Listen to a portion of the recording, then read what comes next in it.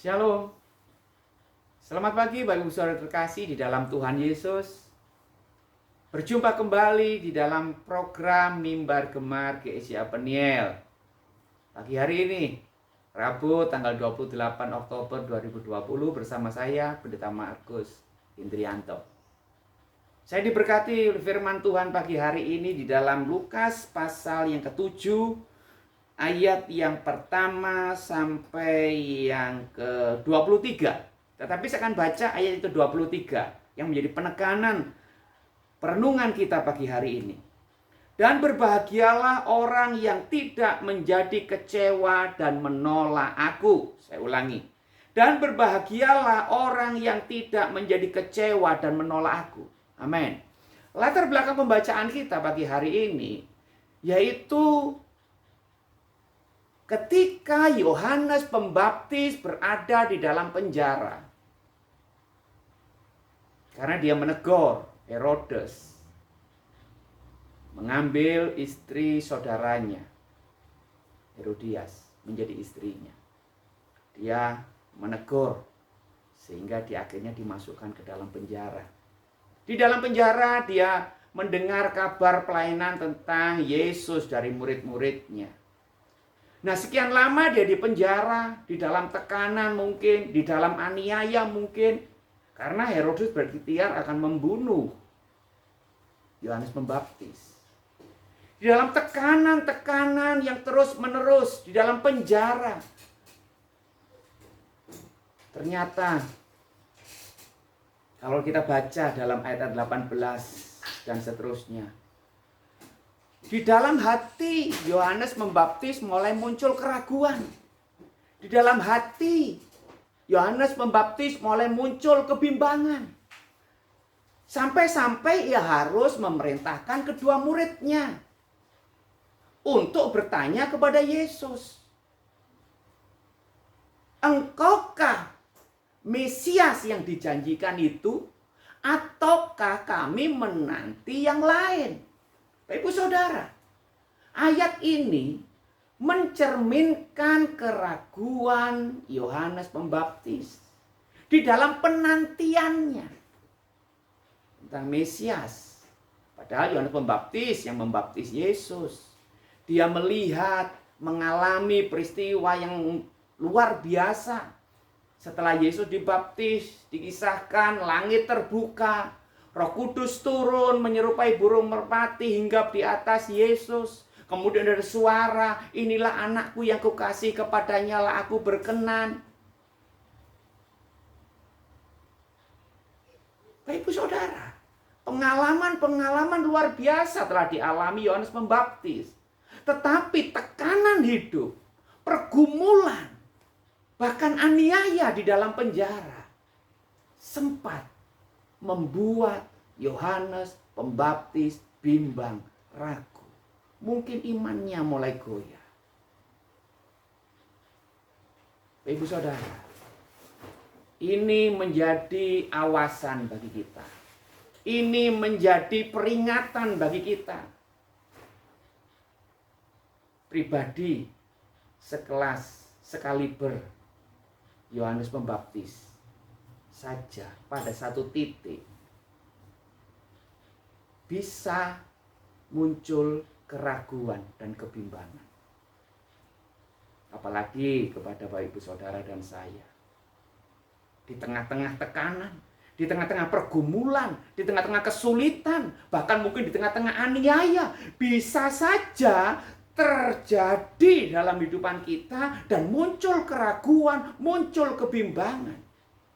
Apalagi hari-hari ini kita masih mengalami musibah, pandemi COVID-19 yang begitu luar biasa, menerpa seluruh dunia. Tidak terkecuali bangsa kita. 8 bulan lebih kurang kita sama-sama mengalami pandemi COVID-19. Begitu menakutkan, begitu membahayakan. Kita mendengar berita, kena terpapar, tidak lama kemudian meninggal.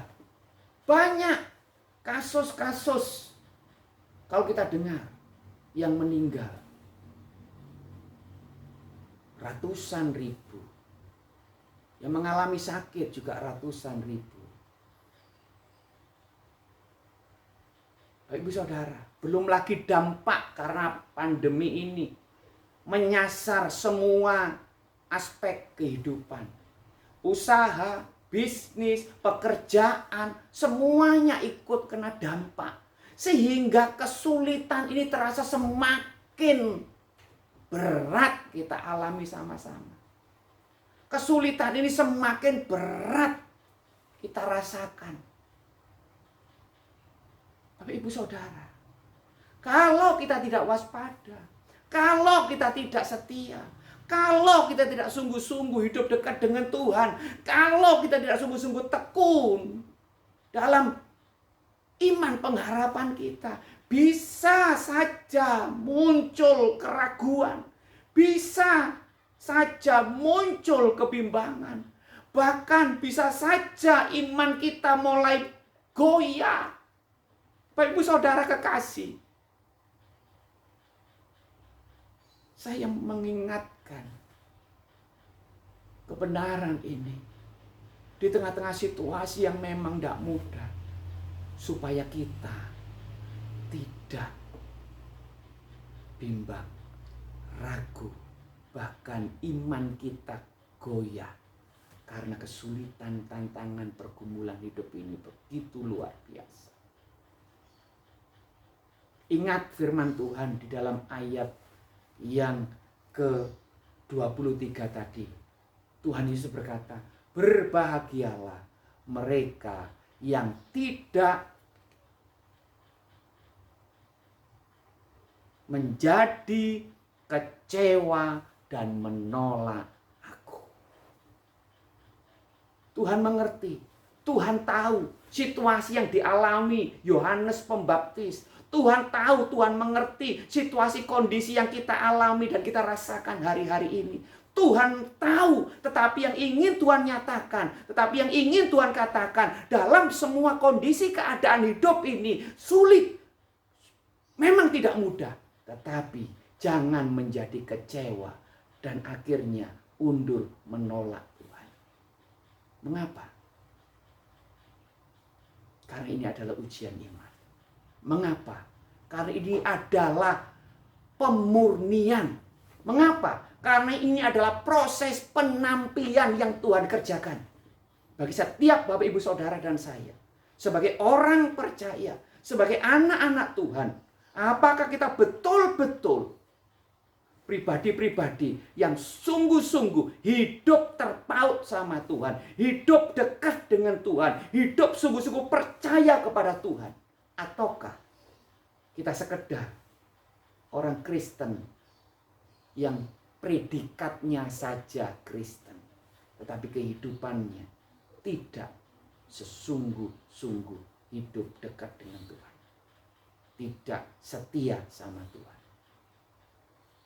Kebenaran firman Tuhan pagi hari ini mengingatkan kita bersama untuk supaya kita tetap percaya, tetap yakin, tetap bersandar, tetap bergantung dan hidup dekat dengan Tuhan. Sekalipun di tengah-tengah pandemi, di tengah-tengah kesulitan, tantangan, ekonomi, bisnis, usaha kita mungkin mengalami kemerosotan, mengalami dampak, tutup dan sebagainya. Tetapi saya ingin mengatakan kepada Bapak Ibu Saudara, jangan menjadi kecewa, jangan menjadi bimbang, jangan menjadi ragu, jangan menjadi undur dari Tuhan. Malah dalam situasi kondisi seperti ini, mari kita semakin lebih dekat kepada Tuhan. Kita semakin sungguh-sungguh tersungkur di bawah kaki Tuhan. Mari kita sungguh-sungguh terpaut sama Tuhan. Hidup sungguh-sungguh tertanam dalam firman Tuhan, supaya kita menjadi pribadi-pribadi yang kuat, yang kokoh, tidak tergoyahkan. Menjadi anak-anak Tuhan yang luar biasa dan mampu berkata, walaupun aku mengalami pergumulan, kesulitan, tantangan hidup seperti ini, tetapi aku tidak akan bimbang dan ragu. Aku akan tetap setia. Aku akan tetap mengiring Tuhan. Aku akan tetap ikut Tuhan. Aku akan tetap melayani Tuhan. Aku akan tetap setia sampai akhir. Walaupun aku mengalami pergumulan, kesulitan, tantangan. Bisnisku, usahaku mungkin tutup. Usaha bisnisku mungkin mengalami penurunan omset dan sebagainya. Tetapi hal itu tidak akan membuat imanku undur. Tidak akan membuat imanku bimbang dan ragu. Bahkan akhirnya runtuh. Tetapi aku akan tetap dan semakin percaya dan bersandar, bergantung kepada Tuhan Yesus. Semakin hidup dekat dengan Tuhan, semakin setia, semakin sungguh-sungguh. Ingat firman Tuhan dalam Yohanes pasal 16 ayat yang pertama. Tuhan juga pernah menyatakan seperti ini. Semuanya ini kukatakan kepadamu supaya kamu jangan kecewa dan menolak aku. Perikop Yohanes pasal 16 berbicara tentang bertekun. Haleluya. Mari Bapak Ibu Saudara, kita semakin bertekun di dalam Tuhan.